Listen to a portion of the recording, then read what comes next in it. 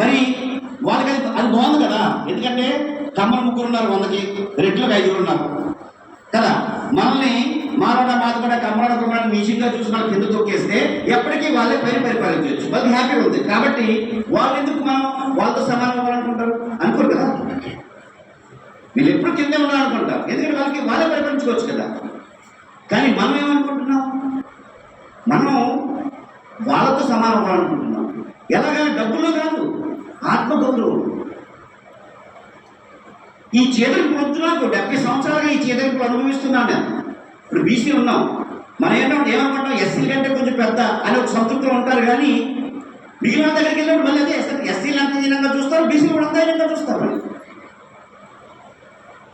మనందరం కోరుకున్నది ఏంటి? ఆత్మగౌరవం. ఈ ఆత్మగౌరవం ఎలా వస్తుందని చెప్పేసి బాబాసాహెబ్ అంబేద్కర్ అధికారంలో వాడు ఎప్పుడూ కూడా మీరు పైకి రావాలని, మీరు సమానం అవ్వాలని కోరుకోడు. ఎందుకని?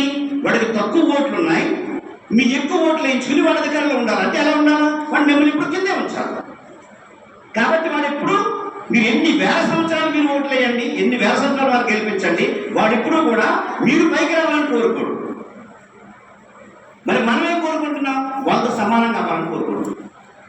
మరి వాళ్ళతో సమానంగా అవ్వాలని కోరుకునే మనం ఎప్పుడు సమానంగా అవ్వగలమంటే ఓట్లు లేని వాళ్ళని పక్కకు నెట్టి మనం అధికారంలోకి వెళ్ళినప్పుడు సమానం అవ్వగలుగుతాం. అంతే కదా. ఒకసారి అది మీరు చూస్తున్నారు కదా, ఒక ఎమ్మెల్యే అంటే అది ఏ కూడా పక్కన పెట్టండి, వాడు ఎమ్మెల్యే అంటే ఎంత పవర్ అది, ఒక సర్పంచ్ అంటే ఎంత పవర్ అది. ఎక్కడికి వెళ్ళినా కూడా అదే కదా, సర్పంచ్ గారు ఫోన్ చేశారు లేదా ఎమ్మెల్యే గారు ఫోన్ చేశారు, ట్రాన్స్ఫర్ చేయండి, అది వచ్చేయండి ఇచ్చేయండి, ఏ పనులు వాళ్ళు చేయాలి. వాళ్ళు